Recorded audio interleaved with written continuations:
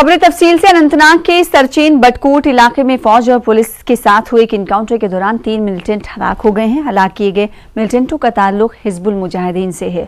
Police के मुताबिक महलूकीन में काफी अरसे से सरगर्म हिजब का एक आला कमांडर भी शामिल है।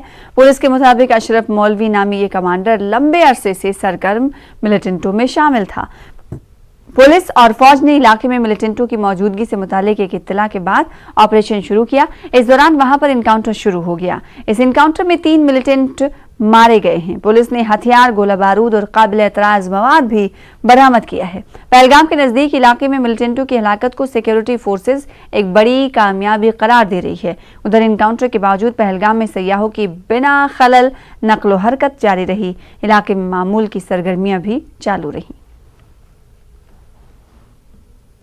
नाग पुलिस आर्मी मिलके HM का एक टेररिस्ट पकड़ा था जिसका नाम है शेर गुजरी। पूरा रात उसका ज्वाइंट इंट्रोगेशन चला। उसमें से 2-3 लीड मिला था। तीनों जगह हम लोग छापा मारे और उसमें से कॉर्डन सर्च ऑपरेशन में जो एक जगह आज मॉर्निंग में जो श्रीधन टॉप बोलते हैं पहलगाम के हेरिटेज पर है, उसमें 3 टेररिस्ट मारे गए हैं। उसमें अशरफ मौलवी भी है, रफ़ीक उसके साथ है, रोशन जो तांत्रे भी मारा गया है। तीनों हिजबुल मुजाहिदीन का पूरा टेररिस्ट है। बहुत सारे सिविलियन किलिंग, पुलिस की किलिंग में, सिक्योरिटी फोर्स अटैक में इन्वॉल्वमेंट था इसका।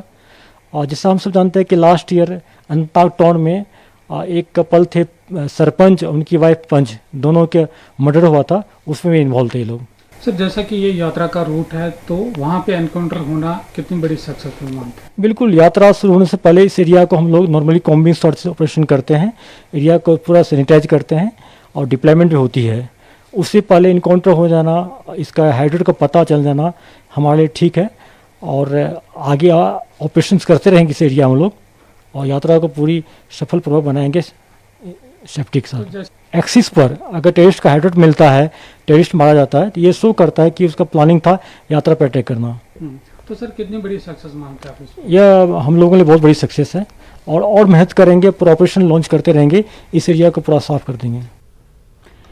हदबंदी कमीशन ने कल अपनी हतमी रिपोर्ट जारी की है। रिपोर्ट जारी होने के बाद जम्मू कश्मीर में नई सियासी बहस शुरू हो गई है। अपोजिशन पार्टियां इल्जाम लगा रही हैं कि कमीशन ने उनकी तरफ से पेश की गई तजवीज़ को नजरअंदाज कर दिया है। वहीं बीजेपी इस रिपोर्ट का खैर मकदम कर रही है। देखिए इस हवाले से हमारी खास रिपोर्ट।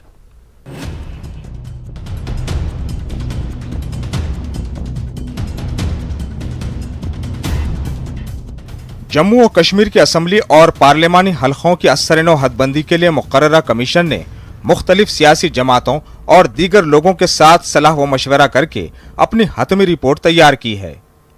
कमीशन ने जम्मू खित्ते में 6 और कश्मीर में 1 सीट का इजाफा किया है। कश्मीर की इलाकाई पार्टियां कमीशन से खफा हैं। इनका कहना है कि कश्मीर के साथ इम्तियाजी सुलूक किया गया है। PDP, नेशनल कॉन्फ्रेंस, अपनी पार्टी, पीपल्स कॉन्फ्रेंस, CPIM और कांग्रेस ने कमीशन की रिपोर्ट को मुस्तरद कर दिया है। उन्होंने इस बात पर हैरत का इजहार किया है कि उनकी तजावीज़ पर गौर नहीं किया गया है। उनका इल्जाम है कि कमीशन ने बीजेपी के इशारे पर काम किया है।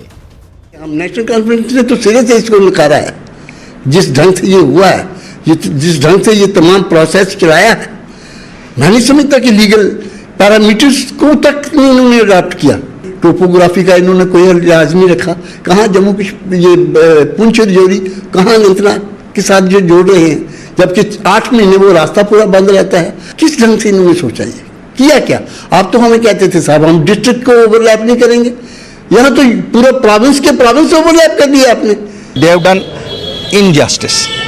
Injustice with the people. हाँ, हो सकता है 1-2 जमातों के लिए ये बड़ा सूट कर रहा हो, 1-2 जमातों को उन्होंने कपड़ा अपने हिसाब से काटा है। इतनी बड़ी डेमोक्रेसी को हुकूमत इस वक्त बीजेपी कर रही है, उन्हें तो मालूम है कपड़ा तो आप अपने हिसाब से काट सकते हो, लेकिन टेलर तो ये लोग हैं। 4 साल से इनडायरेक्टली बीजेपी का राज चल रहा है, यहाँ चल रहा है ना, बिल्कुल। और 4 साल में तो वो बिल्कुल एक्सपोज हो गए हैं। 72 साल में जो कांग्रेस, नेशनल कांग्रेस और PDP ने खराबी की थी, इन्होंने उनका रिकॉर्ड भी तोड़ दिया। इन्होंने उनका रिकॉर्ड भी तोड़ दिया। और लोग किस पे इनको वोट देंगे? क्या 50 के पार, 5 के पार हो जाएं तो तब बात करेंगे। बीजेपी ने कमीशन की सिफारिशात का खैर मकदम किया है। इनका कहना है कि कमीशन की सिफारिशात हर तबके के लोगों की उमंगों को पूरा कर रही है। इनका ये कहना है कि इन सिफारिशात की बदौलत चंद पार्टियों की मनमानी खत्म होगी। बीजेपी का कहना है कि इस रिपोर्ट से 2 सूबों के बीच दरार पड़ने से मुताल्लिक इल्जामात गलत हैं। ये जो लोग विरोध कर रहे हैं, इन्हीं लोगों के द्वारा 1996 में जो डिलिमिटेशन करवाई गई थी, उसमें कोई सीट जम्मू में 1.5 लाख की तो वहां 15,000 की, 16,000 की। क्या ये इंसाफ था? अगर इन्होंने ठीक करवाई थी तो 2026 तक डिलिमिटेशन द्वारा नहीं हो सकती। अपनी सत्ता का नाजायज फायदा उठाया और ज्यादा सीटें होने के कारण से इसको विधानसभा में पास कराया। और कोई भी बात ये करते हैं जाति के, धर्म के आधार पर करते हैं, तो इनको एक ही सोच है और कश्मीर की बात हमेशा करेंगे, ना कि जम्मू की बात करेंगे। जम्मू कश्मीर को एक ही यूनिट बनाया है सेंटर ने डिलिमिटेशन कमीशन में।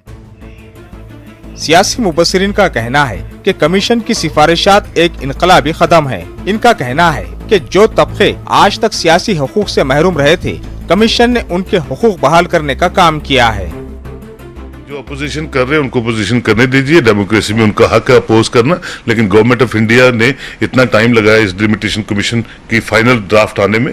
मैं समझता हूँ सब चीज़ों को मद्देनजर रखा गया है और कोशिश ये की गई है कि जम्मू कश्मीर में पहली रिपोर्ट मेरे हिसाब से एज ए जर्नलिस्ट मैं बता रहा हूँ, जो रिलीजियस इम्बैलेंस को खत्म कर रही है, रीजनल इम्बैलेंस को खत्म कर रही है, जो हमारे ST भाई, SC भाई, रिफ्यूजी भाई, सब कुछ उन्होंने इनकॉर्पोरेट किए इस पूरी रिपोर्ट में। और मुझे नहीं लगता कोई भी सेक्टर जो है वो अनटच रहा है।